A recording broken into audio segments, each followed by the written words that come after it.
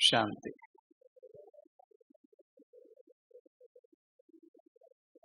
हम सब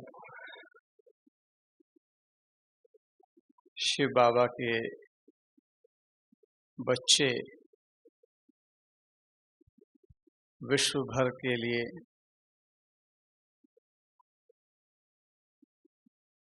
जीवन में खुशहाली लाने के लिए, जीवन को सुखदायी बनाने की प्रेरणा देने के निमित्त हैं।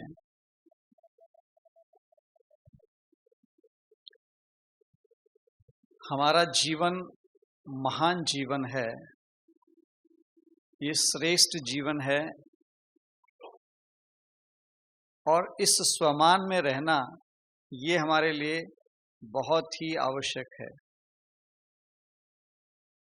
क्योंकि ये श्रेष्ठ स्वमान ही हमें लगातार निरंतर आगे बढ़ने में मदद करता है। श्रेष्ठ सौभाग्यशाली आत्मा हूँ, ये जीवन में खुशहाली देने के लिए न केवल हमारे लिए आवश्यक है, बल्कि दूसरों को भी प्रेरित करने के लिए ये श्रेष्ठ स्वमान हमें मदद करते हैं।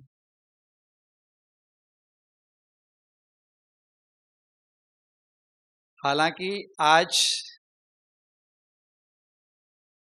मुझे इस ब्राह्मण जीवन का अनुभव सुनाने के लिए कहा गया, तो जब सुधीर भाई ने मुझे ये बात कही तो मैं यही सोच रहा था कि 46 वर्षों की यात्रा का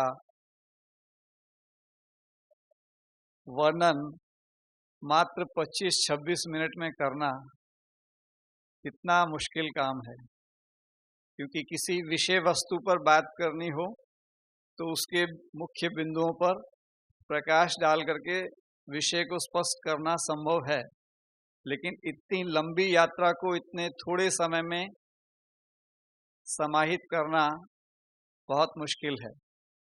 फिर भी जो विशेष बात आज हम सब के साथ शेयर करना चाह रहे हैं वो ये है कि जब ब्राह्मण जीवन शुरू हुआ 74 में, जब फरीदाबाद में माताजी के साथ सेवा केंद्र पे जाना शुरू किया, आज ये भी खुशी की बात है कि हमारी लौकिक माताजी भी यहाँ पर उपस्थित हैं। और वो हमें सेवा केंद्र पर जब लेकर के गए, तब वहाँ की जो दीदी उषा दीदी जी थे, और अब उनके अंतर्गत बहुत सारे सेवा केंद्र हैं, लेकिन वो हमें क ख ग इस ज्ञान का सिखाने वाली निमित्त आत्मा है, इसलिए मैं उनका वर्णन कर रहा हूँ। उन्होंने हमें कोर्स करके ज्ञान नहीं सिखाया, लेकिन अपने व्यवहार से, शुभ भावना के आधार पर, अपने कर्मों के आधार पर ये ब्राह्मण जीवन कैसे श्रेष्ठ बन सकता है वो सिखाया। और उनके माध्यम से जो हम कहते हैं कि जीवन में खुशहाली लाने के लिए कैसे प्रयास करने की आवश्यकता होती है, वो सीखा। हालांकि बाबा के इस शिक्षा के माध्यम में 4 विषय हैं: ज्ञान, योग, धारणा, सेवा। तो ज्ञान सीखने के बाद हम योग सीखते हैं, फिर धारणा करते हैं, फिर सेवा करना आरंभ करते हैं। लेकिन मेरे जीवन में इसका जस्ट रिवर्स है। दीदी के साथ सेंटर पर माताजी के साथ जाते हुए हमने सेवा करना आरंभ किया, और वहीं से ही इस जीवन में परिवर्तन शुरू हुआ। क्योंकि जन्म से ब्राह्मण होना महत्वपूर्ण नहीं है, लेकिन कर्म से ब्राह्मण बने उसके लिए श्रेष्ठ कर्म करना ही महत्वपूर्ण है। और उसी के लिए कैसे सेवा करके हम अपने जीवन में श्रेष्ठता ला सकते हैं, वो सीखने का अवसर मिला।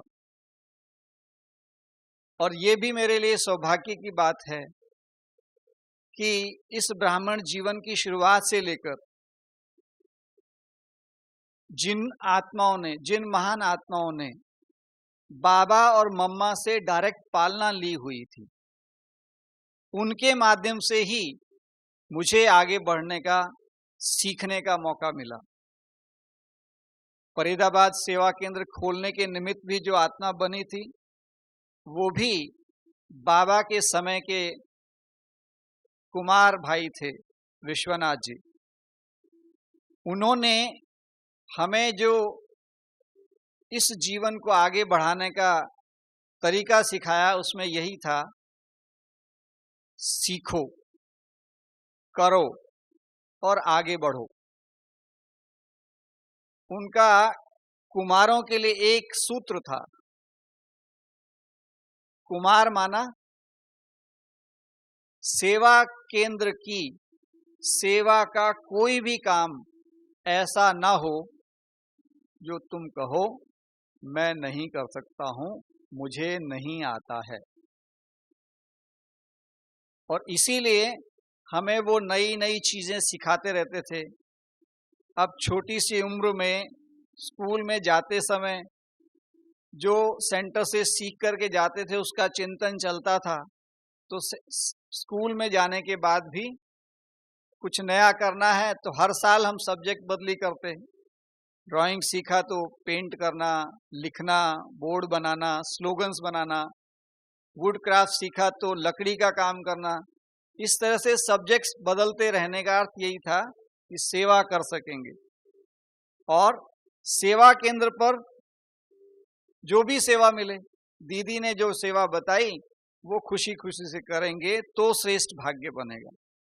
और वही जीवन में धारणा लाने का आधार भी बन गया, क्योंकि सेवा करनी है, किसी के सामने जाकर के कुछ बात करनी है, कुछ करना है, तो अगर जो सीखा है वो जीवन में नहीं होगा, उनको व्यवहार में नहीं दिखेगा, तो वो कैसे स्वीकार करेंगे कि ये ब्रह्मा कुमारी जीवन से ऐसा होता है, या ब्रह्मा कुमारी के ज्ञान से जीवन में ऐसे परिवर्तन आता है।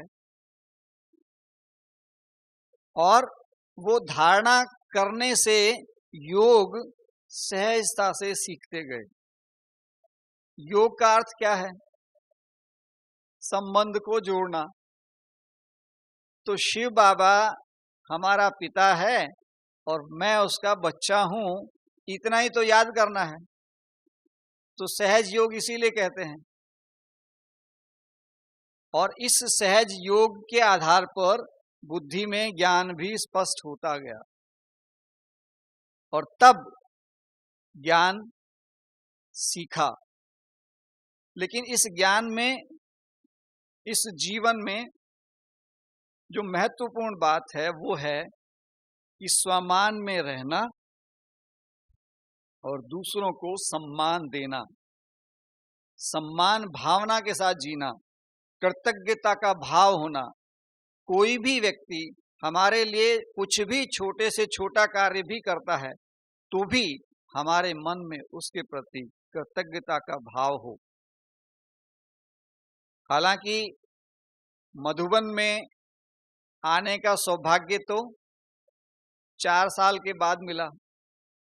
1978 में पहली बार मधुबन आए, और 78 में पहली बार मधुबन में आने के बाद जब हम कुमारों की भट्टी में आए तो पहली विजिट में ही एक ऐसी महान आत्मा, विश्व की सबसे श्रेष्ठ जीवन की पालना करने वाली और कराने वाली सौभाग्यशाली आत्मा से स्वयं व्यक्तिगत मुलाकात करने का सौभाग्य भी मिल गया। और वो ऐसी आत्मा जिसका नाम लेने से ही दिल में ज्ञान का प्रकाश जलने लगे। मन में खुशहाली आने लगे, ऐसी श्रेष्ठ आत्मा दादी प्रकाश मणि जी। तो दादी प्रकाश मणि जी के सानिध्य में आने से बहुत कुछ सीखा। एक बात मैं उनके जीवन की आपके साथ शेयर कर रहा हूं कि व्यक्ति चाहे कितना भी बड़ा क्यों ना हो, कितना ही गुणवान शक्तिशाली क्यों ना हो, लेकिन उनके व्यवहार में अगर वो चीज ना दिखे तो सीखना बहुत मुश्किल होता है। और दादी जी के साथ एक वाकया मैं जो आपके साथ शेयर कर रहा हूं, उन दिनों में दादी जी सभी भवनों में चक्कर लगाती थी।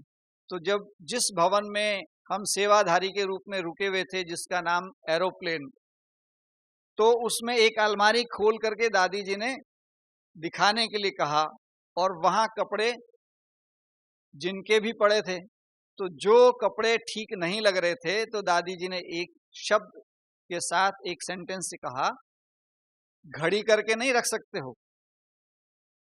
तो जिस भाई के कपड़े थे उस भाई ने सुन तो लिया, घड़ी करने का अर्थ सिंधी में घड़ी बोलते हैं, यानी कपड़ों को समेट करके व्यवस्थित रखना।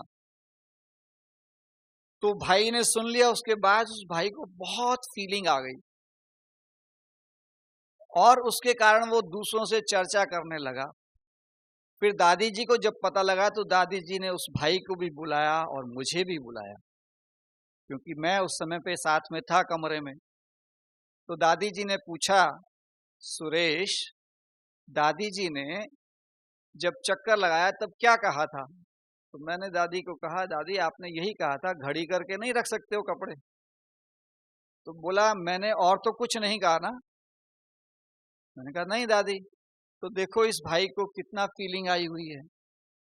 तो वो उस भाई को बाद में समझा करके वो बात तो समाप्त हो गई, लेकिन उस बात को आज तक मैं याद इसलिए करता हूं कि दूसरे की बात को समझना और समझाना वो कितना महत्वपूर्ण है। उस भाई ने नहीं समझा तो स्पष्टीकरण के लिए दादी जी ने मुझे बुला करके किया। वो ब्रह्मा कुमारी इसकी चीफ है, मुख्य प्रशासिका है, उनको कोई आवश्यकता नहीं थी उस बात के लिए कि वो मिलती और मिलवाती, हमसे बात करती, लेकिन ऐसा हुआ। और वो बात आज तक मेरे मन में स्पष्ट है कि दूसरे को सम्मान देना वो कितना महत्वपूर्ण है। तो जैसे मैंने कहा ना कि मम्मा बाबा की पालना लेने वाली आत्माओं के साथ मुझे बहुत कुछ सीखने को मिला। तो मधुबन में भी सेवा के लिए हर वर्ष 78 से आना शुरू किया, पढ़ाई भी चलती रही और सेवा करने भी आते रहे। एक समय ऐसा भी आया जब मधुबन निवासी ऐसा कहने लगे कि आपको अब यहीं सेवा करनी चाहिए, लेकिन मुझे कोई संकल्प नहीं था कि मुझे मधुबन निवासी बनना चाहिए, क्योंकि सेंटर पर भी इतनी सेवाएं होती थी कि मैं जो भी कार्य से फ्री, पढ़ाई करते थे तो बाद में वहां जाके सेवा करना, नौकरी करते थे तो उसके बाद जो समय मिलता था वहां सेवा करना, व्यापार से करने लगे तो फुर्सत मिलती थी वो उस समय पे सेवा करना। तो मुझे तो यही लगता था कि सेवा केंद्र पे इतनी सेवा करने का मौका मिल रहा और क्या चाहिए। लेकिन विधि का विधान कहिए या उस दादी प्रकाश मणि का शुद्ध संकल्प कहिए कि मन न चित, कभी सोचा भी नहीं कि मुझे मधुबन निवासी बनना है। लेकिन एक बार जब मैं सेवा में यहाँ पर था तो दादी जी जैसे वॉक करते करते मेरे साथ चल रही थी। तो दादी जी, जैसा मैंने कहा, दादी जी हमेशा थर्ड पर्सन में बात करती थी, कभी ये नहीं कहती कि मैं ऐसा कहती हूँ, मैं ऐसा समझती हूँ। दादी हमेशा कहती, दादी ऐसा चाहती है, दादी ऐसा कहती है। तो दादी जी ने उस समय मुझे बात करते करते पूछा, सुरेश आजकल फरीदाबाद में क्या करते हो? तो मैंने कहा, दादी जी पिताजी के साथ जो भी थोड़ा बहुत व्यापार का कार्य वो करता हूँ। तो दादी जी ने कहा, दादी अब चाहेगी कि अब तुम यहीं पर रहो, अब तुम्हारा वहां पर कोई काम नहीं है। तो मेरे पास शब्द भी नहीं थे जवाब देने के लिए। तो आज अगर मैं मधुबन निवासी हूं तो दादी प्रकाश मणि जी के कारण हूं। लेकिन जैसा कि मैंने कहा कि विश्वनाथ जी ने जो कहा था, सीखो, करो और आगे बढ़ो, तो जो सीखने की भावना है वो भी मधुबन निवासी बनने में बहुत महत्वपूर्ण पार्ट अदा कर रही थी। फरीदाबाद तो मैं ये कहूँगा कि मधुबन निवासी तैयार करने की फैक्ट्री थी। वर्तमान समय में 30 से ज़्यादा भाई बहनें फरीदाबाद के संबंधित सेवा केंद्रों के यहाँ पर हैं। लेकिन मधुबन में रहते हुए जो सीखने की बात है, तो जिस भी विभाग में हमने काम किया, बाबा का सेवा का कार्य जो भी मिलता गया, वो हमें कुछ ना कुछ सिखाते रहे।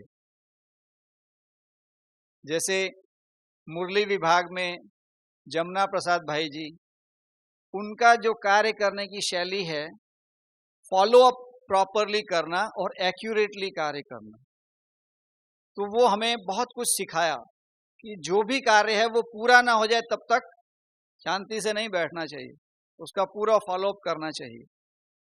इसी प्रकार से ओम प्रकाश भाई जी, जिनके साथ हमने विंग की सेवाएं की, क्योंकि जब से 2000 से ट्रांसपोर्ट विंग बना तब से सेवा का कार्य सौभाग्य मिला हुआ है। तो उनके जीवन में सादगी और बेसिक्स माना कोर जो हमारा है वो है मेडिटेशन, बाबा की याद। तो वो कहते थे सेवा कोई भी करो, लेकिन उसमें मूल्य जो है वो कोर मूल्य हमारा है राजयोग, वो समाया हुआ होना चाहिए। तो उसके आधार पर हम बहुत कुछ सीखते रहे और इसी के कारण ट्रांसपोर्ट विंग की सेवाओं के माध्यम से कहाँ भी जाना हुआ, बड़ी से बड़ी कंपनी, चाहे उसमें डीजी हो, चाहे वो डायरेक्टर हो, चाहे वाइस चांसलर हो, चाहे वो प्रिंसिपल हो, चाहे वो किसी भी कंपनी का मालिक हो, मंत्री हो, कोई भी हो, जब भी हम कोई सेवा के अर्थ कहीं पर भाषण करने के लिए जाते हैं, तो उस विषय वस्तु के साथ बाबा की याद के विषय को, आत्मा और परमात्मा के संबंध को स्पष्ट करना बहुत ही रूटीन में होता गया। और जैसे मैंने कहा सीखने का, तो जब से मधुबन में आए, दादी प्रकाश मणि जी के साथ साथ विभाग का संबंध हो या ना हो, लेकिन मोहिनी बहन और मुन्नी बहन जी, उन्हों से प्यार से कैसे हम सेवा करते रहें, बाबा से प्यार जो मिलता है उसको आगे कैसे बांटते रहें, वो सीखा। और उसी के आधार पर मुझे बहुत अच्छी तरह याद है कि दोनों बहनें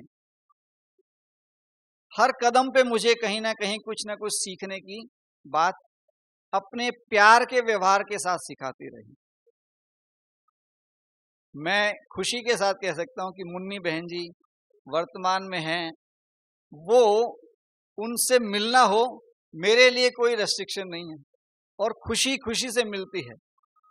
तो ये प्यार का अधिकार ही है जिसके कारण हम कभी भी चाहें मिल सकते हैं, बात कर सकते हैं। और एक विशेष महान विभूति जिनसे मुझे सीखने को मिला वो है आदरणीय निर्वैर भाई जी। चूंकि बचपन से हमने आना शुरू किया, 16 साल की उम्र से मधुबन आना शुरू किया, और निर्वैर भाई जी को अंकल जी के नाम से सब जानते हैं, क्योंकि वो बच्चों को सिखाने के लिए बहुत कुछ करते रहे, बहुत प्यार से मिलेंगे, कुछ अच्छी बात सिखाएंगे।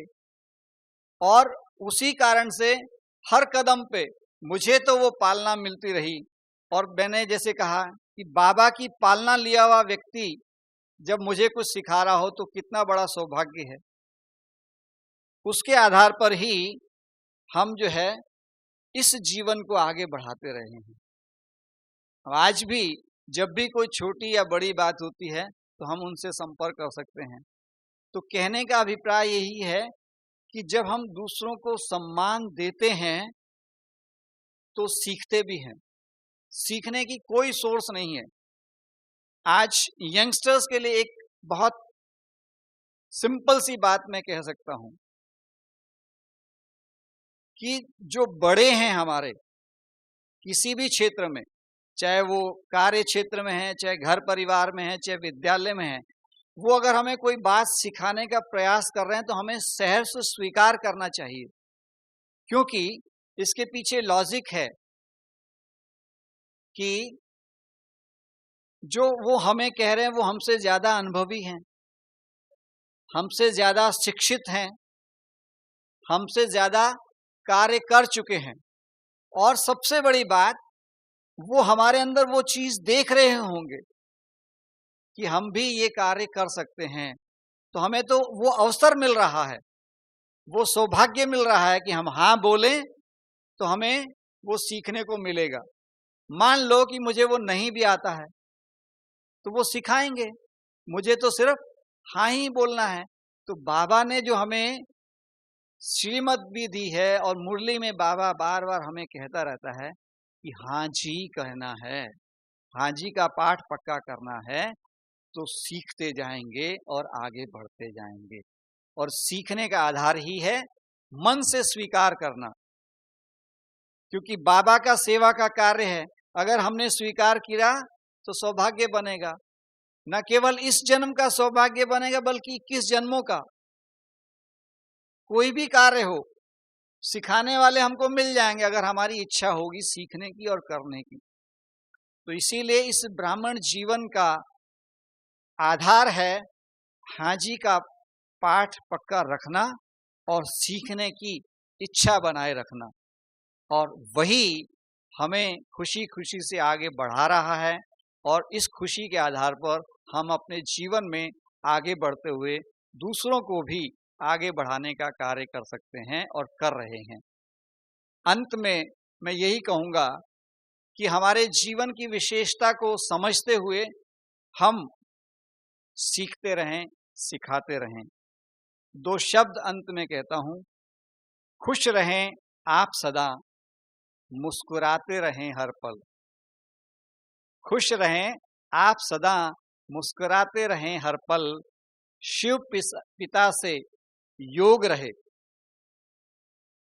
सफलता मिलेगी हर पल,